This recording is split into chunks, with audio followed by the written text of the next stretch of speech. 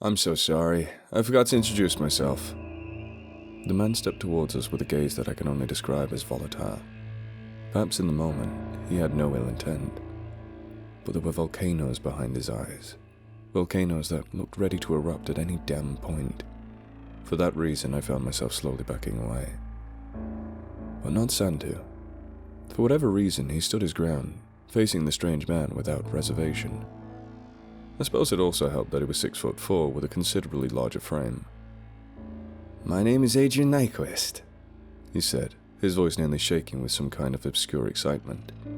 He held out his hand, but neither of us bothered with the niceties of the introduction. He sighed. "What, is it me?" He lifted his shirt collar, taking a whiff. "Oof, you gotta shower more, Adrian."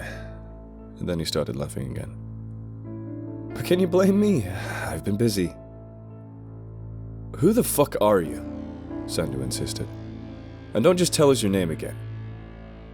"Okay," Adrian said, smirking. "Big guy, scary stuff, really. What did you bench? 3 plates in a bit?" Sandu opened his mouth again, but was interrupted. "It's fine, though. I'll go ahead and explain myself. I mean, the whole situation is kinda weird." "Yep," I responded. "Just kind of."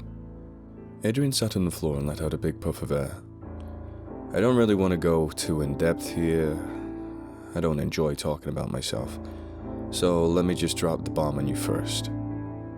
I caused the breach." I nearly swallowed my tongue. "What the fuck do you mean?" "I meant what I said. I let all the prisoners out." "But what? How?" He tilted his head back and groaned, before pretending to type on an invisible keyboard. "Just a little hacking, man, nothing crazy. And they say you'll never use the skills you learn in school in real life." Pfft.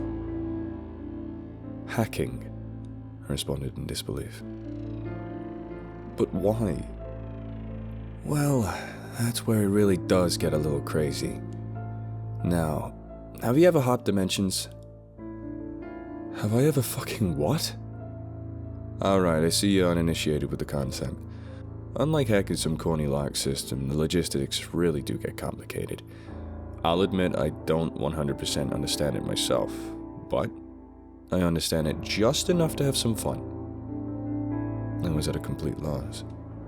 "I'm a jumper, that's what they call us." He chuckled somewhat goofily. "Still a novice, but at least I'm going out there and doing it. Living life, you know? Anyway, the multiverse is massive, obviously. A lot of crazy worlds out there, just waiting to be explored. But," he paused, "I made a mistake last month. You see, I was watching some brutal big stakes fighting tournament called the Evisceration Championships on a planet called the Hellscape. Real fucked up place.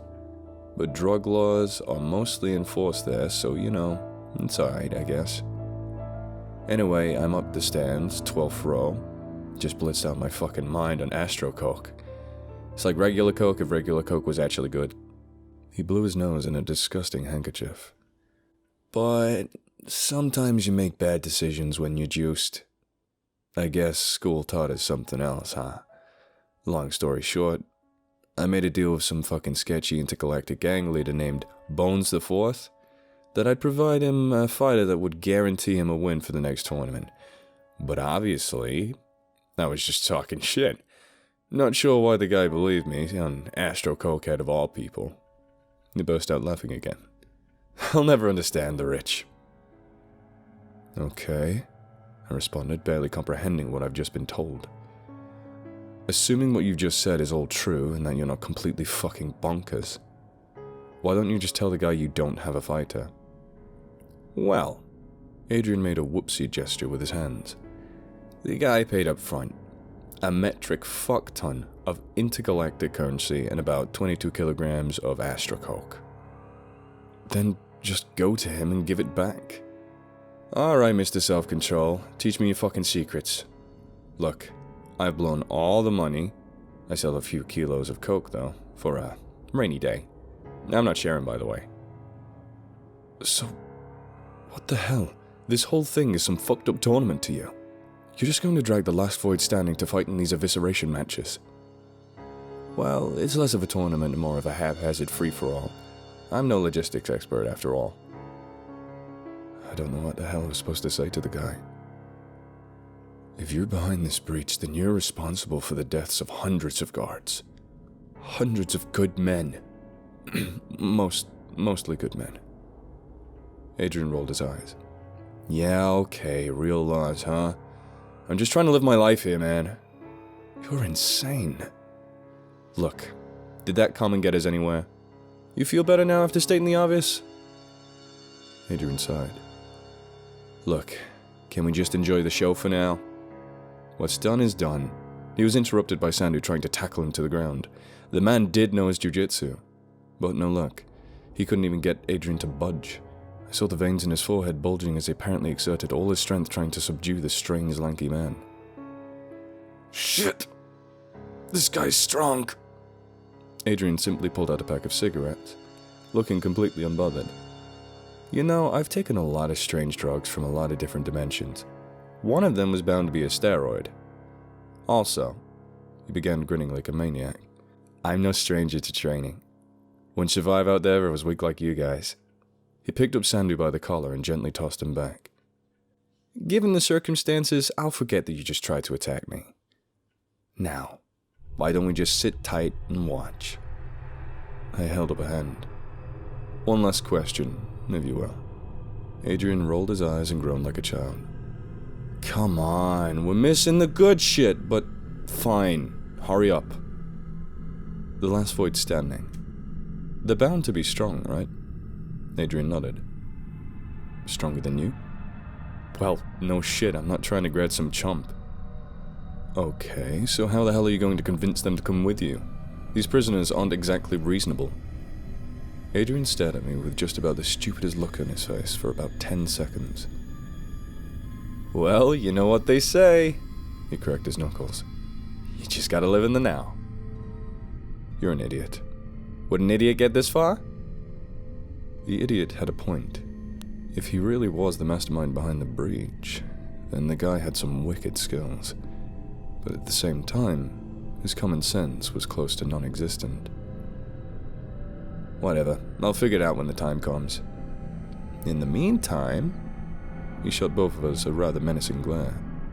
Let's enjoy the damn show! I locked eyes briefly with Sandu. I understood why he was angry. I was too. However, the situation was really beyond helping. We could only do what we were told. While we were talking, the Nazi had defeated the Soviet, although he did suffer gruesome injuries from the bout. A portion of his gas mask had been shattered, revealing a rotting jaw underneath. In fact, his entire body had been pummeled to near pulp as he struggled to limp along the rails. Adrian grunted. Great, we missed the World War II rematch. I hope you guys are happy with yourselves. The guy was really like a child. A really capable psychotic child. In other news, Satan Bot had blown up Morgie, along with an entire corridor, while the surgeon had made a surprise discovery after disemboweling the spider's abdomen. It was filled with about 200 smaller humanoid spiders that began swarming him. It was not hard to shudder at the sight. Bella and Luz looked like they were trying to find a way out, while Kale and Hugo had encountered the Rowdy Clown, 7'8", 177 pounds. Rowdy was really something else. His appearance didn't just make you fear clowns at the carnival. He made you fear life itself.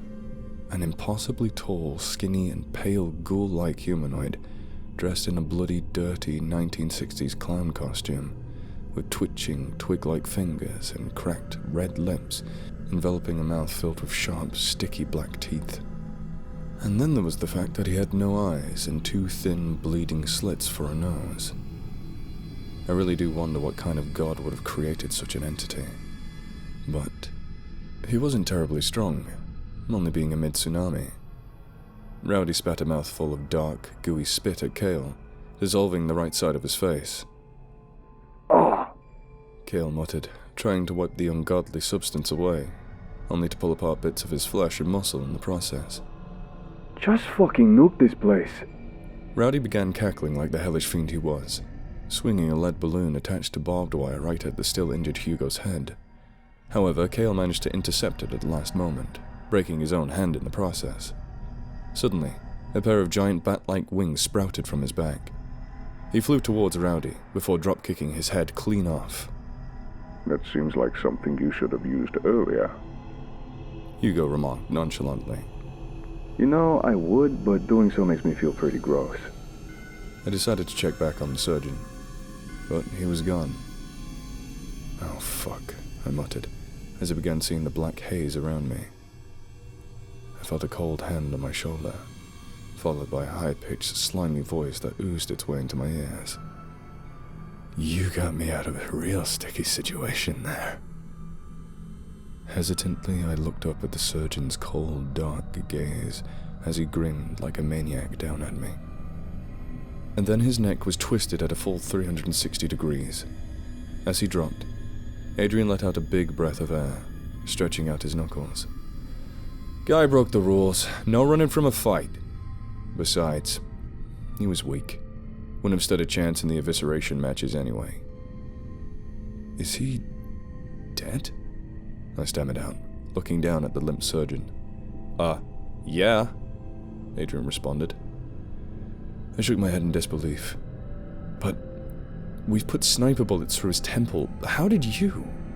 Adrian shot me a smug grin. Like I said, y'all are just weak. Now keep watching. Things are getting interesting.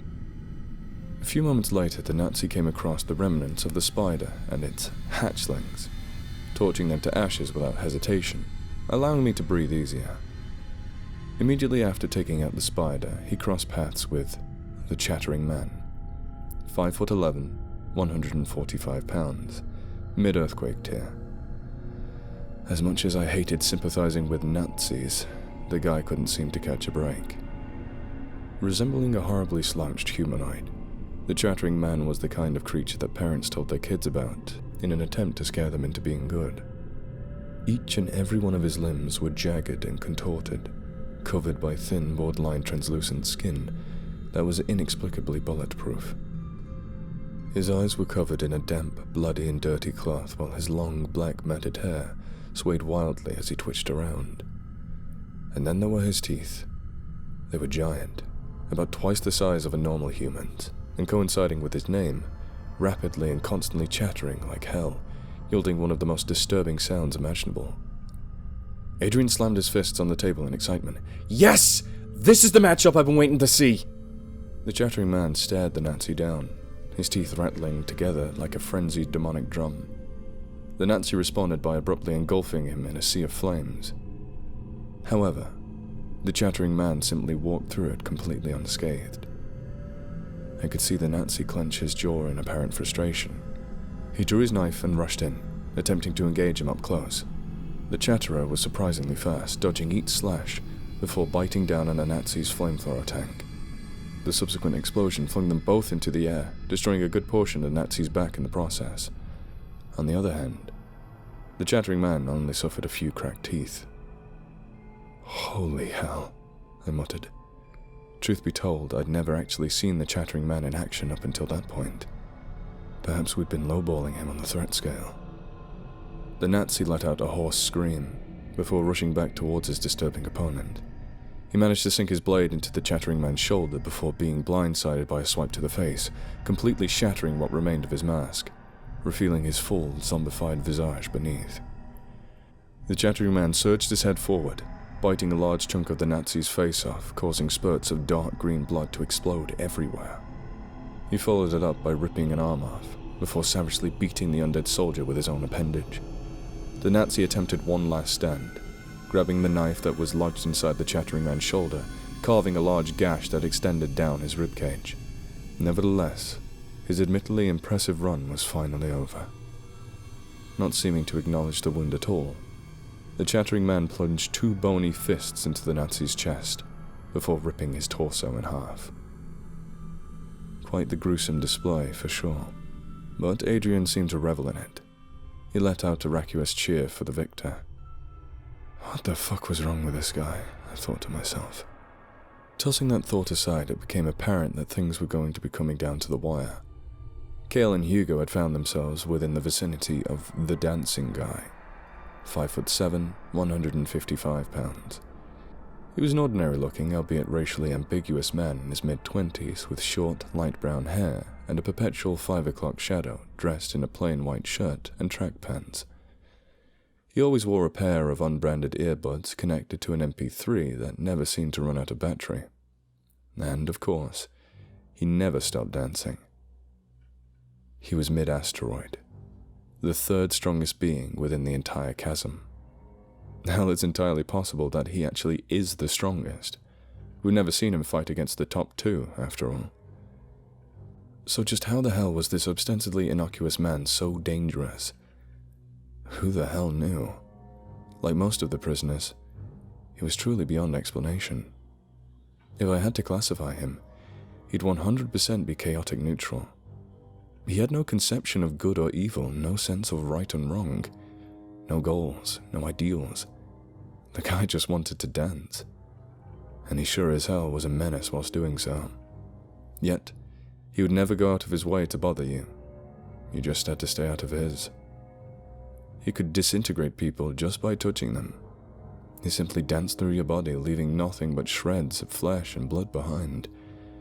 And if you ever tried to stop him, oh boy. You see, his eyes were always closed whilst he was dancing to the music funneling into his ears.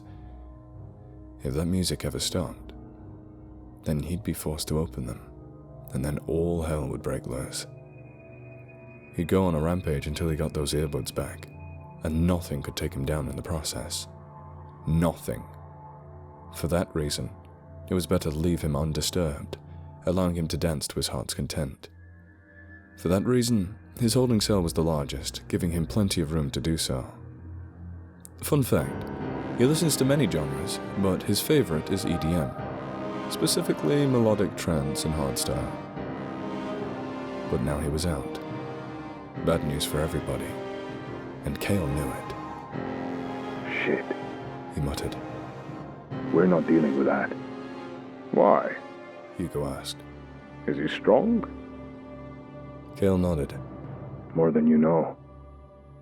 Then that's all the more reason why we need to eliminate him, Hugo said, attempting to crawl towards the dancer. But before he could make the biggest mistake of his life, Cale scooped him up and began running in the other direction. Let's not do that. Yeah, the big boys are coming out! Adrian's abrupt shout nearly shattered my eardrums.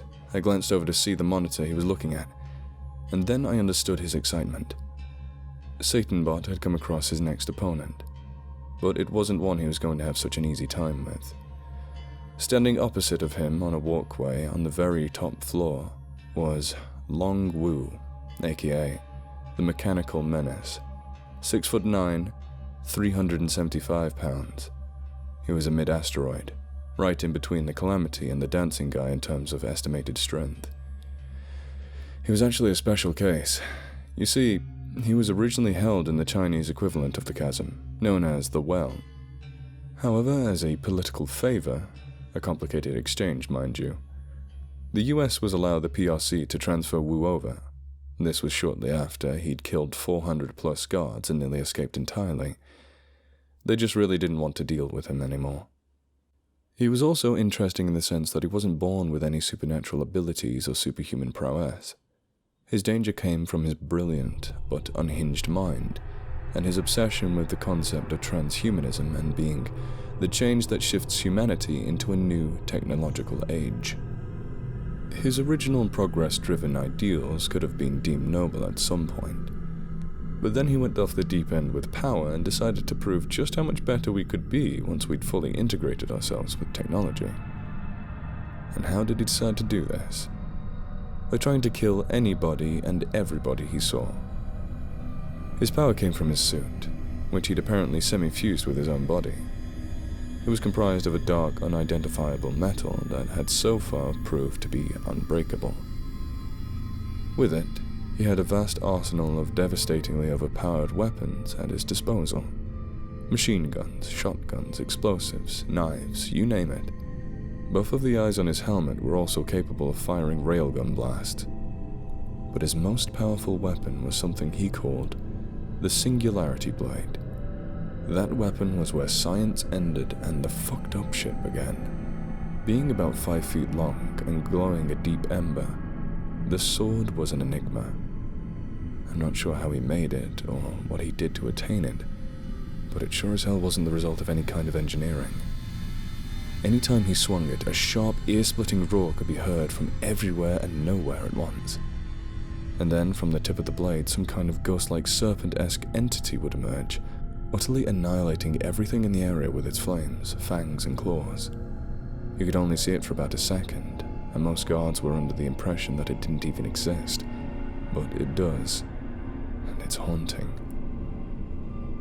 "They're gonna destroy this place," Sandhu said. Adrian pulled an old-looking pack of peanuts out of his pocket, stuffing a handful into his mouth. "You've got that right," he shouted, spitting crumbs everywhere. Wu took the first offensive, unleashing a typhoon of bullets from a chain gun that jutted out from his chest. Satanbot managed to dodge every shot, closing the distance between them in the process. Both of their movements were incredibly hard to follow, of course. Once he got close, he attempted to strike Wu with his tail, only to have it blocked by a large shield that abruptly materialized from his forearm. Wu attempted to slice off the tail with a large axe, but Satanbot managed to evade the blow at the last second. I suddenly understood why it was so dangerous. Unlike Satanbot, whose weapons were already fixed on its body, Wu's suit was capable of adapting to any situation, morphing its robotic appendages into whatever weapon was best suited for countering his opponent. Jesus Christ, I muttered at the realization. This guy's a fucking monster. Even though Satanbot had managed to dodge that strike, the next one would prove more difficult to evade. In a borderline flash-like movement, Wu threw a Mai Tai kick at Satanbot's side, piercing it with a spike that protruded from the tip of his foot. He finished the combo by transforming his fist into a tool comparable in appearance to a meat grinder, drilling it into Satanbot's shoulder, tearing an arm off in the process. Adrian groaned. And here I thought the devil robot was going to put up more of a fight. But he spoke too soon. After taking the hit, Satanbot was already on the counter, whipping his tail around to strike the side of Wu's head. Wu recoiled slightly, still managing to destroy one of Satanbot's knees with a railgun blast as he staggered. He was about to finish the job when a large cannon materialized from Satanbot's torso. A hidden, last-stand weapon, I suppose. From the barrel, it fired out an immense blast of purple energy that Wu barely had time to dodge as it scorched the side of his helmet. It blew a gigantic fucking hole in the fortified ceiling, causing sunlight to break in. Keep in mind, we're also about 100 feet under the ground. But Wu didn't give Satanbot any more time to reveal any further tricks, blasting its body to bits with a brutal spray from the automatic grenade launcher. It seemed as if Adrian was about to pass out from the excitement. "That's my boy! Fuck Bones, we're gonna win this whole tournament ourselves!" What I hadn't noticed was Bella and Luz watching the whole encounter from behind cover. Bella's eyes lit up upon seeing the hole, a rather convenient escape route. She ran out of the hiding spot before leaping an extraordinary distance into the air, right towards freedom. And then, out of nowhere, a massive armored hand grabbed her by the neck. From the surface, a gigantic man dressed in a streamlined mech suit of a model that I wasn't familiar dropped down, landing hard on the walkway. He continued to nonchalantly strangle Bella as he surveyed the scene. What a mess. His booming voice reverberated through the monitors. It's time to enforce justice. If Adrian was giddy before, he was off the rails now. They're here! They're finally here! It's time for the semi-fucking-finals! Who the hell's here? I asked, already somewhat knowing the answer. The Alpha Boys and Girls. The Apex Predators. Task Force Void Nova Hammer. Looking for a shirt? Then no trouble. We got you covered there, Redbubble.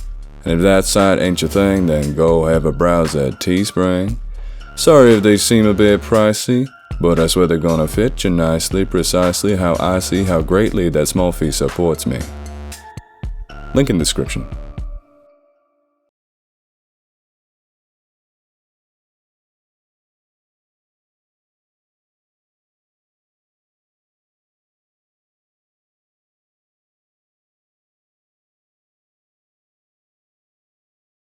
If you like this video, please consider subscribing. And if you're an animal lover like me, please consider donating to the World Land Trust, a charity that aims to help wildlife through buying land, preventing development, and helping endangered species.